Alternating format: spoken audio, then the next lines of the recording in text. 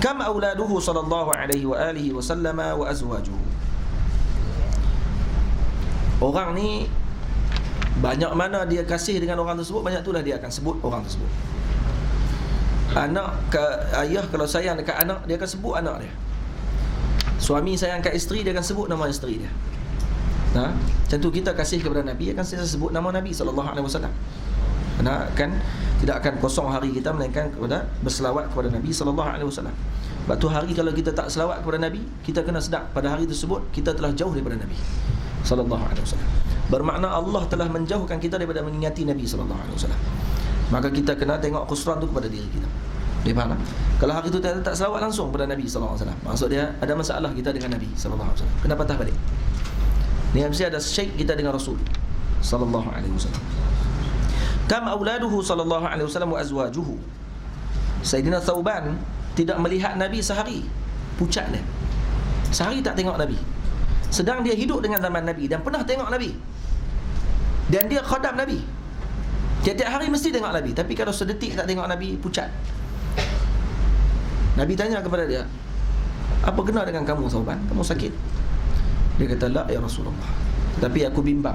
Sehari kalau aku tidak tengok kamu ya Rasulullah, aku akan sakit." Itu dia. Dan aku lebih bimbang Rasulullah di akhirat nanti. Karena kamu Rasul, saya manusia biasa. Kamu Rasul dan tentu akan bersama dengan para anbiya dan para mursalin. Saya ni orang biasa. Kalau saya di tempat dalam syurga, saya akan dekat dengan kamu ya Rasulullah. Tapi kalau saya tidak masuk syurga ya Rasulullah, saya di mana ya Rasulullah?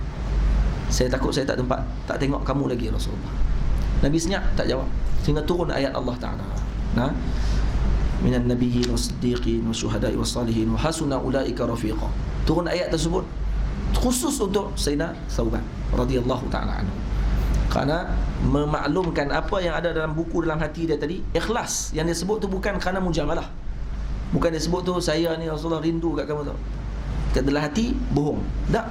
Ayat tadi turun menunjukkan bahawa ikhlasnya dia dalam ucapan tersebut. Memang sungguh dia kasih dekat Nabi. Maka turun ayat Allah Ta'ala tadi menunjukkan bahawa dia adalah orang yang beriman kepada Allah dan dia akan bersama dengan Rasul sallallahu alaihi wasallam. Sayyidina Thauban radhiyallahu ta'ala anhu. Baru ni ketika di Jordan, banyak maqam sahabat Nabi, masya-Allah tabarakallah, yang kita sempat pergi. Pasal seorang Sayyidina Ja'far Tayyar radhiyallahu anhu yang Nabi sebut ketika Sayyidina Ja'far hadir waktu Sayyidina Ja'far balik daripada Habsyah. Nabi baru habis perang Badar, perang Khaybar. Sayyidina Ja'far datang, Nabi bangun gembira dengan kehadiran Sayyidina Ja'far. Nabi kata apa? Aku tidak pasti. Aku gembira ni dengan menangnya Khaybar atau datangnya Ja'far. Nampak tak? Sayyidina Ja'far kata Nabi syabih bin Nabi. Wajah dia macam Nabi sallallahu alaihi wasallam. Wajah dia macam Rasulullah. Sayyidina Ja'far bin Tayyar yang tangan dia terputih dua. Sampai adud. Sampai ni putih. Dia pegang bendera tu dengan adud dia. Yang Nabi sebut, yang pertama kalau ni Sayyidina Abdullah bin Rawahah kan. Kemudian Sayyidina Ja'far At-Tayyar, kemudian Sayyidina Zaid bin Harithah. Sayyidina Zaid yang terakhir ataupun Sayyidina Ja'far yang terakhir, lupa lah hadis. Maksudnya Nabi sebut ikut turutan. Dan tahu dah, sahabat dah tahu kata kami akan mati dalam perang tersebut. Abdullah Rawahah dah tahu dah kata dia akan wafat. Sayyidina Ja'far, Nabi nangis waktu lepaskan Sayyidina Ja'far, Sayyidina Abdullah bin Rawahah dengan Sayyidina Zaid dan tentera ke Mu'tah pada waktu tersebut. Nangis Nabi. Habis Omar katanya kalau pergi ke Mu'tah, tiap-tiap tahun dia akan pergi. Di maqam Sayyidina Ja'far yang paling lama sekali. Sayyidina Ja'far paling lama. Dia duduk paling lama di maqam Sayyidina Ja'far. Ja'far bin Tayyar. Katanya Sayyidina Ja'far maqamnya dipindahkan daripada tempat asal dipindah ke tempat baru. Waktu dipindah masih elok jasad dia. Cuma tangan tak ada. Tangan putih. Dua. Dan Sayyidina Nabi SAW kata tangan Sayyidina Ja'far digantikan oleh Allah dengan dua sayap yang berterbangan dalam syurga Allah Ta'ala. Dua sayap. Sayyidina Ja'far dilihat oleh Nabi dalam syurga dah masuk. Masya Allah tabarak, sempat tu berkat sungguh bumi Jordan ni. Tapi pelik, budak-budak Jordan balik jadi Wahabi. Tak semualah. Hak saya jumpa baru ni, Masya Allah, antara orang-orang yang akan balik jadi ahli sunnah wal jamaah, jadi guru-guru besar insya-Allah akan masa akan datang. Wa qala aidan sallallahu alaihi wasallam, kam auladuhu sallallahu alaihi wasallam wa azwajuhu. Berapa banyak anak-anak Nabi dan juga isteri Nabi. Auladuhu sallallahu alaihi wasallam sab'atun. Salasatu banin wa hum Al-Qasim wa Abdullah wa yuqalu lahu At-Tayyib wa At-Tahir. Sayyidina Abdullah digelar Tayyib dan Tahir. Wasalisu Ibrahim kulluha wa kulluha matu sighara. Kesemuanya wafat ketika kecil. Kenapa? Hikmahnya adalah para nabi biasanya ghalibnya anak-anak mereka akan menjadi pewaris kepada mereka setelah besar menjadi rasul.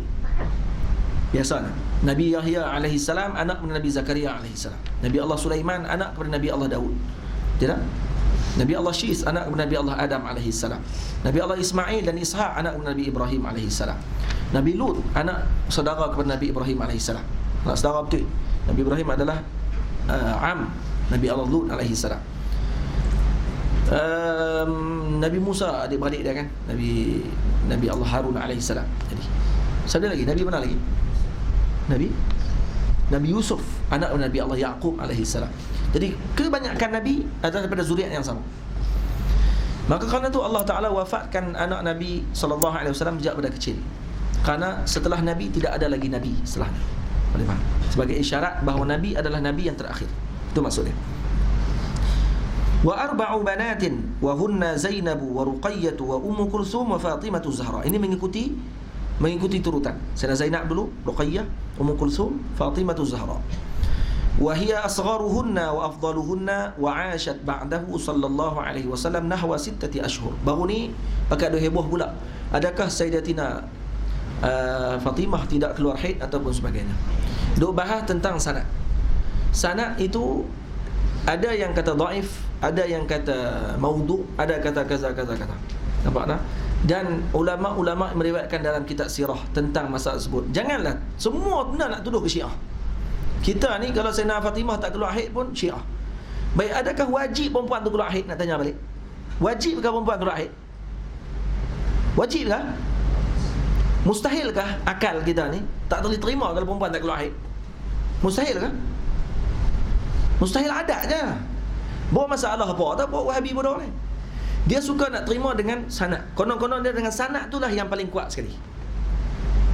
Dia tak tahu dalam manaqib boleh terima hadis dhaif. Baik tak? Boleh terima hadis dhaif, tak ada masalah. Baik, ulama-ulama kita, Al-Imam Al-Munawi radhiyallahu anhu, Al-Imam Khatib Baghdadi rahimahullahu taala yang mengatakan hadis itu dhaif, adakah dia menafikan terus dengan istidlal, dengan madlul dia? Butlanud dalil la taqtadi butlan al-madlul.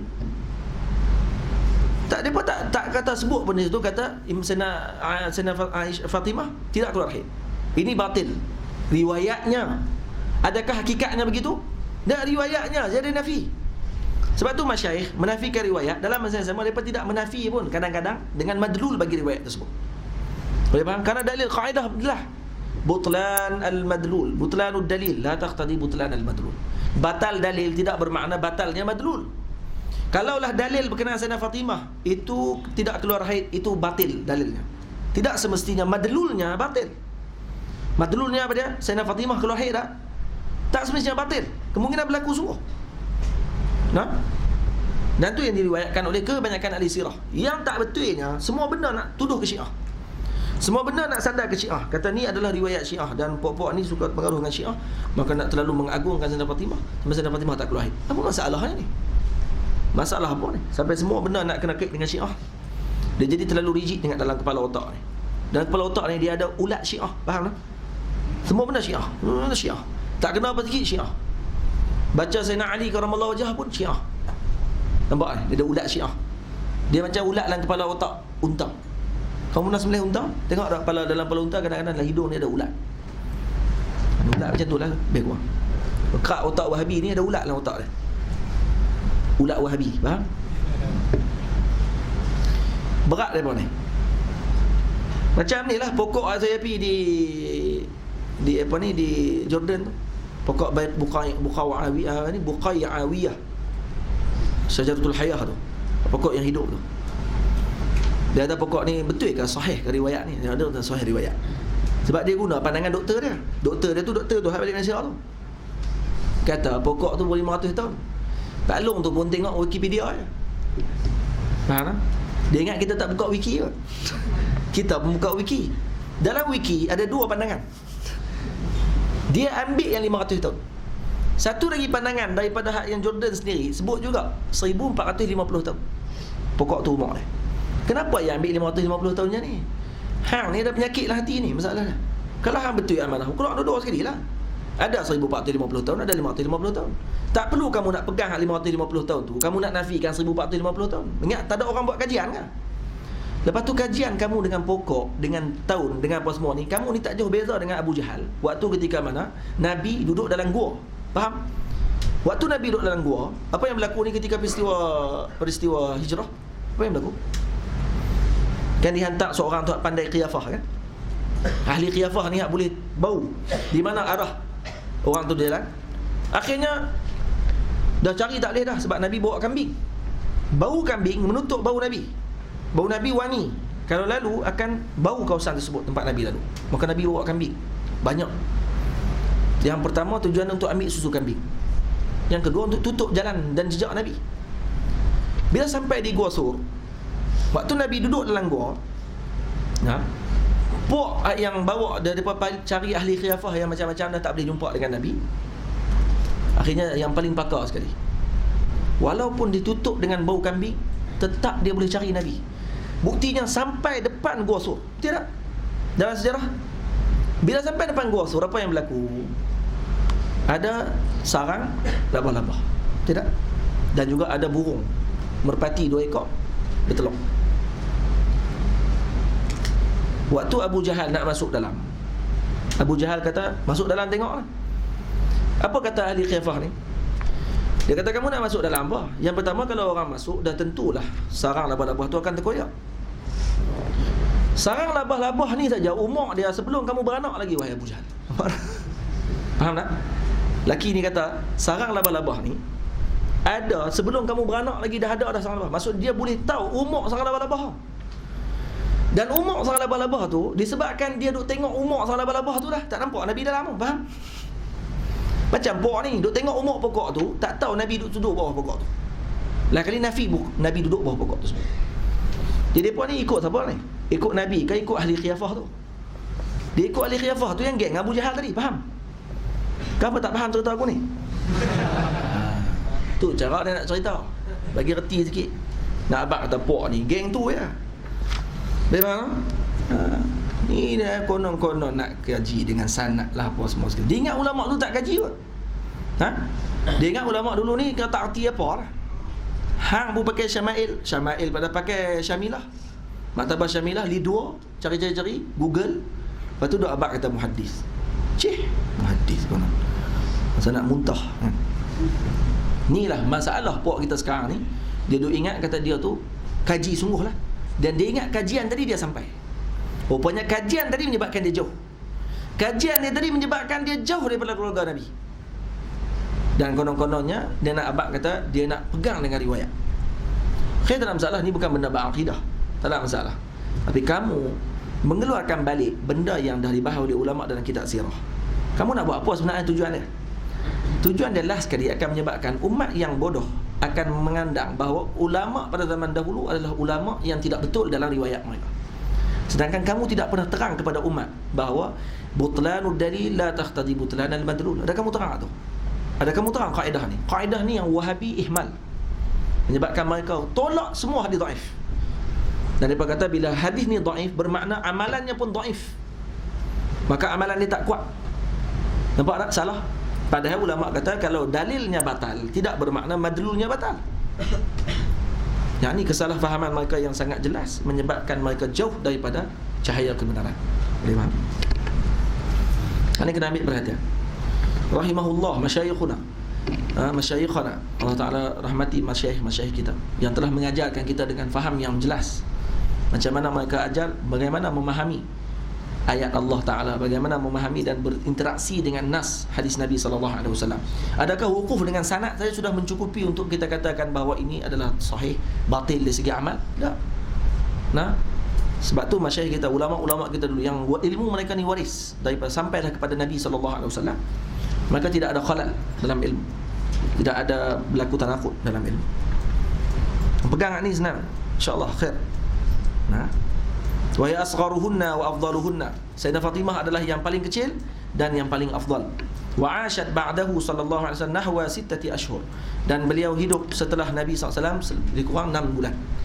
6 bulan setelah Nabi wafat, dia hidup 6 bulan lagi, kemudian dia wafat. Kerana tidak mampu, dia berpisah lama dengan Rasulullah sallallahu alaihi wasallam. Wa qad nazamaha ba'dhum mutawassila. Ada sebahagian ulama yang menazamkan nama-nama para anak-anak Nabi dengan tujuan untuk tawassul. Ya Rabbana bil Qasim ibn Muhammadin fa bi Zainabin fa Ruqayyatin fa bi Fatimah fa bi Ummi Kulsumin fa Abdillahi ma bi haqqi Ibrahim najji nazimah. Ni dia punya syair untuk tawassul dengan nama-nama anak Nabi kita Muhammad sallallahu alaihi wasallam. Ya Rabbana bil Qasim ibn Muhammadin fa bi Zainabin fa Ruqayyatin fa bi Fatimah Fabi Ummi Kulsumin fa Abdillahi ma bihaqqi Ibrahim najif nazimah. Baik. Sebab saya baca summa untuk wazan. Sebab kalau baca Fabi Ummi Kulsumin fa Abdillahi ma bihaqqi, tak kena, wazan tak kena. Tak kena dia punya lagu dia. Sebab tu kena baca Fabi Ummi Kulsumin fa Abdillahi ma bihaqqi Ibrahim najji nazimah. Baru kena dia punya lagu dia. Fa ummul jami' illa Ibrahim Khadijatul Kubra. Ibu kepada semua selain daripada Sayyidina Ibrahim. Selain daripada Ibrahim sahaja. Sayyidina Ibrahim adalah Sayyidatina Khadijah Al-Kubra bintu Khuwailid wa hiya sayyidatu nisaihi sallallahu alaihi wasallam wa asbaquhunna islaman wa nikaha. Yang paling pertama masuk Islam di kalangan wanita dan yang mula-mula berkahwin dengan Nabi sallallahu alaihi wasallam. Satu-satunya isteri Nabi yang ketika perkahwinan beliau dengan Rasulullah, Nabi tidak berkahwin dengan mana-mana wanita pada waktu itu. Kasihnya Nabi dengan Sayyidatina Khadijah, Nabi tidak berkahwin dengan mana-mana perempuan pada waktu itu. Setelah Sayyidatina Khadijah wafat, Nabi berkahwin dengan Sayyidatina Saudah. Setelah kahwin dengan Sayyidatina Saudah, kenapa Nabi kan? Dalil kata Nabi bukan nafsu. Nabi bukan berkahwin dengan perempuan disebabkan nafsu. Kerana Sayyidatina Saudah bukan orang cantik. Sayyidatina Saudah badannya besar dan kulitnya gelap. Dia kulitnya gelap dan badannya gempal, besar. Dan setelah kahwin dengan Sayyidatina Saudah, sebab Sayyidatina Saudah janda. Dan Sayyidatina Saudah juga pernah jaga budak. Tahu pengalaman untuk jaga budak. Dan anak-anak Nabi pada waktu tersebut masih kecil. Dan anak-anak Nabi perlukan kasih sayang seorang ibu untuk dijaga mereka. Maka kerana tu Sayyidina Nabi kahwin dengan Sayyidina Saudah. Dan disebabkan perasaan Sayyidina Saudah, dia faham Nabi masih muda dan Nabi perlukan kepada isteri yang boleh untuk memberi kegembiraan kepada Nabi sallallahu alaihi wasallam. Maka Sayyidina Saudah sendiri yang pinang Sayyidina Aisyah untuk Sayyidina Nabi. Itu dia yang pinang Sayyidina Aisyah. Dan hebatnya Sayyidina Saudah radhiyallahu taala anha, ketika wafat, sepatutnya hari wafat Nabi di rumah dia, tetapi dia masih lagi pada waktu tersebut bagi isar kepada Sayyidina Aisyah radhiyallahu anha. Dia bahagikan hari dia untuk Sayyidina Aisyah. Hari yang tu juga Nabi wafat. Katanya hari tu hari dia. Dia yang pinangkan Sayyidina Aisyah untuk Nabi sebelum masa nak kahwin. Dan dia jugalah yang bahagikan waktunya untuk Nabi duduk di rumah Sayyidina Aisyah pada hari tersebut. Hadha baitun nubuwah. Ini bait kenabian. Isteri Nabi masya-Allah tabarakallah. Sangat agung. Ni orang yang tidak ada bandingan iman dan juga kedudukan mereka di sisi Allah. Sayyidatina Khadijah adalah yang paling agung. Sayyidatina Khadijah dengan Sayyidatina Aisyah. Sayyidatina Aisyah diberi salam oleh malaikat Jibril. Jibril pernah sampai salam. Sayyidatina Aisyah tengok Nabi duduk sembang dengan seorang lelaki di atas kuda. Dan kata Sayyidina Aisyah, aku tidak pasti sama ada itu Dihyah ataupun Jibril. Melainkan setelah itu Nabi bagi tahu. Dan Nabi bagi tahu kepada Sayyidina Aisyah bahawa Jibril sampaikan salam kepada kamu. Sayyidina Jibril rin salam, no? Kalau kita malaikat Jibril rin salam, insya-Allah. Malaikat Israel rin salam, bimbang kita. Ya. Malaikat Jibril rin salam, masya-Allah tabarakallah. Kalau kita menteri besar rin salam, kita tak ada dah. Kan? Perdana menteri ya kita mungkin fikir banyak kali sikit. Kan? Kalau raja akan salam kita, masya-Allah. Hebat ni, orang hebat ni. Ni Jibril, masya-Allah. Sayyidatina Khadijah, Allah kirim salam. Sayyidatina Aisyah, Jibril kirim salam. Sayyidatina Khadijah, Allah sampaikan salam. Waktu ketika mana Sayyidah Aisyah radhiyallahu anha sampaikan makanan kepada Nabi waktu Nabi berada di Gua Hira, Jibril datang dan bagi tahu kepada Nabi, sekejap nanti Khadijah akan datang. Bagi tahu kepada beliau bahawa Allah sampaikan salam kepada beliau. Tu dia. Allah tu menangis Sayyidah Khadijah bila dengar Allah sampaikan salam. Allah sebut nama aku ya Rasulullah. Nah, Allah sebut nama kamu. Masya-Allah. Sayyidah Khadijah ni kedudukan yang masya-Allah tabaraka, tidak ada bandingan di sisi makhluk yang lain. Sebab tu Nabi sangat kasih dengan Sayyidah Khadijah radhiyallahu anha. Waktu Sayyidah Aisyah jealous dengan Sayyidah Khadijah, sampai ke sudah Nabi tetap memuji Sayyidah Khadijah. Kata kalau Nabi sembelih kambing, Nabi akan bahagikan daging tersebut untuk sahabat Sayyidah Khadijah. Sahabat Sayyidah Khadijah Nabi tak bagi kepada Fulanah binti Fulan, kerana dia ni dulu sahabat dengan Sayyidah Khadijah. Tengok, kata dengan sahabat kepada Sayyidah Khadijah waktu hidup pun Nabi sambung silaturahim. Bagi, ni bagi kepada Fulanah binti Fulan, kerana ni sahabat pada Sayyidah Khadijah waktu dia hidup. Baik dengan Sayyidah Khadijah, bagi kepada dia. Kita macam tu juga. Kalau kita tengok suami isteri kita ada kawan baik dengan seorang, bukan duk pi baik dengan kawan baik dia tu. Kawan baik dia tengok tak kahwin lagi. Kalau isteri kita bagus, boleh, insya-Allah khair. Kawan baik tak kahwin-kahwin, apa salahnya kalau teruskan baik kebaikan tersebut, kan? Tu saya nak balik tanya kat isteri saya, tengok kok dia ada kawan baik yang lebih-lebih, kan? Ada lah kan? Ada, masya-Allah. Melawak. Saya nak tiru sunnah Nabi lah. Sampai Sayyidah Khadijah ni. Tapi Sayyidah Khadijah tua pada Nabi, saya muda pada saya. Saya bimbang takut saya mati dulu, kan? Tu pun melawak lagi, nah, melawak. Allahu Akbar. Dia kalau suami itu ada kemampuan, bagi je lah. Benar ya Allah. Suami segak, handsome, tegak, tak mau bagi, rugilah.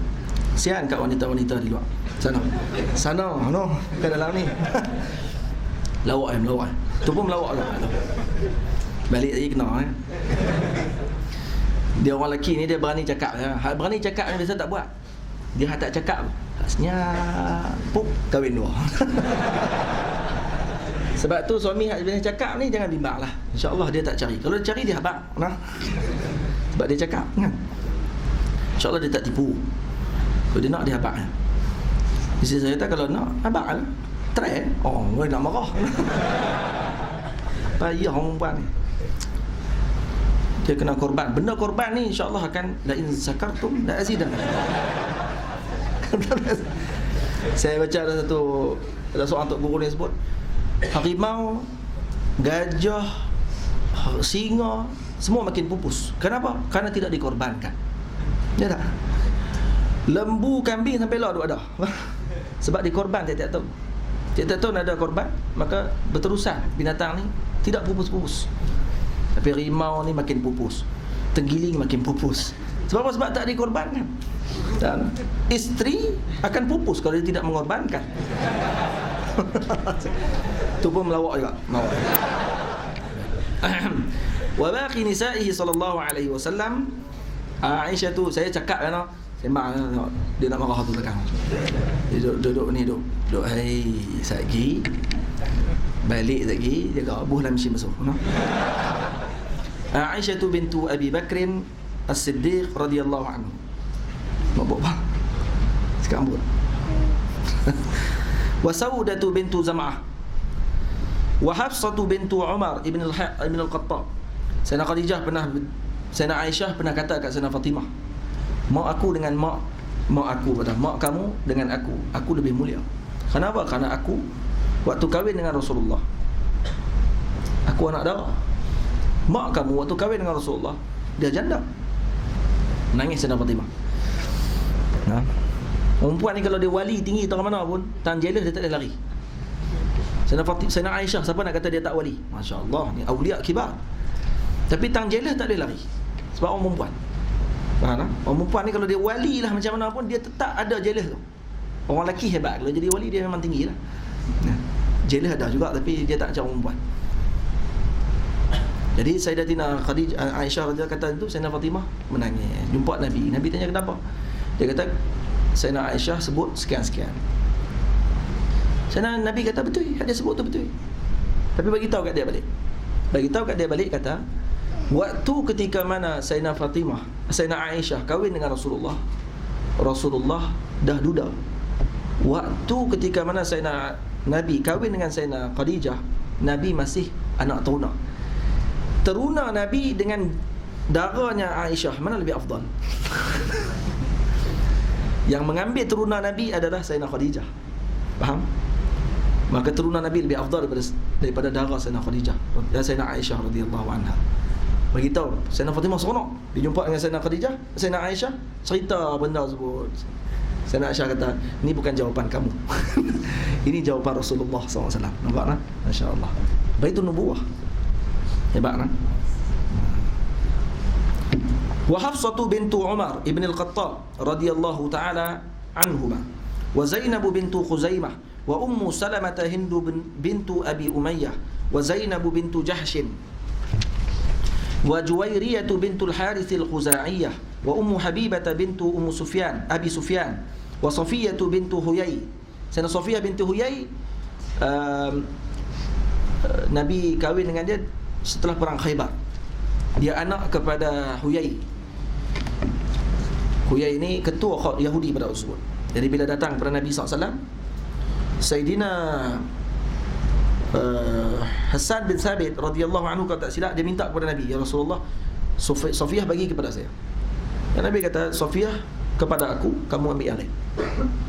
Rupanya Allah dah pilih Sayyidina Safiyah untuk jadi isteri Nabi SAW. Nabi bagi tahu kepada dia Islam, dan dia menerima Islam. Senang hati dia masuk Islam. Dan Sayyidatina Safiyah, Allahumma salli ala Sayyidina Muhammad, waktu ketika setelah berkahwin, benar sekali ada berlaku sikit pertengkaran di antara isteri Nabi. Dia kata kepada, ada sebahagian isteri Nabi kata kepada Sayyidina Safiyah, wahai anak Yahudi. Dan Safiyah menangis, teriak dia, kata aku dah Islam, kenapa masih kata aku dengan agama Yahudi? Maka Nabi kata jangan bagi tahu balik kepada dia, bahawa aku adalah cucu kepada Nabi dan isteri kepada Nabi. Sayyidina Safiyah cucu kepada Nabi Allah Harun alaihi salam, cucu Nabi Harun, dan isteri kepada Nabi SAW. Dan juga datuk menakan dia adalah Nabi Allah Musa alaihi salam. Nak siapa lagi? Aku cucu pada Nabi dan isteri kepada Nabi SAW. Itu kebanggaan aku. Tak perlu sebut lagi dengan Yahudi semua. Tak perlu kamu menangis, dia kata. Nabi kata, kamu orang yang mulia. Nampak tak? Tengok Nabi pujuk isteri dia macam mana. Dan dalil kata ni, keturunan mereka semua keturunan yang mulia, keturunan yang agung. Wa Maimunah bintul Harith al-Hilaliyah radhiyallahu ta'ala anhunna. Fal masyhuratu min azwajihi sallallahu alaihi wasallam 11 imra'ah. Yang masyhur di kalangan isteri Nabi adalah 11 orang. Wa mata minhunna fi hayatihi Khadijah wa Zainab bintu Khuzaimah. Sayyidina Khadijah dan Zainab binti Khuzaimah yang wafat pada ketika Nabi masih hidup. Wa tuwfiya 'ani tis'i al-bawaqi. Dan Nabi wafat, 9 orang masih hidup. 2 orang wafat ketika Nabi masih hidup. Waktu ketika Fathu Makkah, dalam sirah disebut, Nabi kita Muhammad sallallahu alaihi wasallam setelah pembukaan kota Makkah, Nabi hilang. Para sahabat cari Nabi di mana, tak jumpa. Akhirnya tengok Nabi berada di Ma'la, dekat maqam Sayyidina Khadijah. Dan Nabi hadir di depan maqam Sayyidina Khadijah, dan Nabi menangis di maqam Sayyidina Khadijah. Dan Nabi maklumkan kepada Sayyidina Khadijah bahawa hari ini telah berlaku pembukaan yang besar. Dan Sayyidina Khadijah tidak sempat untuk melihat pembukaan tersebut. Nabi menangis di depan maqam isteri Nabi SAW. Maksud Nabi masih rindu dengan Sayyidina Khadijah. Kerana apa? Kerana itu kali pertama Nabi melawat Sayyidina Khadijah setelah Nabi hijrah. Kali pertama Nabi lawat balik maqam Sayyidina Khadijah. Lepas tu kalau pergi ke Makkah, jangan lupa melawat maqam Nabi, maqam Sayyidina Khadijah radhiyallahu ta'ala anha di Ma'la. Kau boleh masuk. Perempuan payah tak boleh masuk. Kesian kat orang perempuan. Buat macam mana Saudi pegang macam tu? Saudi pegang perempuan tak boleh masuk kubur. Nah, jadi payah. Jadi orang lelaki senang masuk. Ada waktu masuk dia tu, masuk pergi lawat hujung sekali maqam Sayyidina Khadijah atas bukit. Ya. Situ maqam Sayyidina Khadijah radhiyallahu anha, berhampiran dengan situ maqam Syekh Said Muhammad Alawi Maliki dan sebagainya.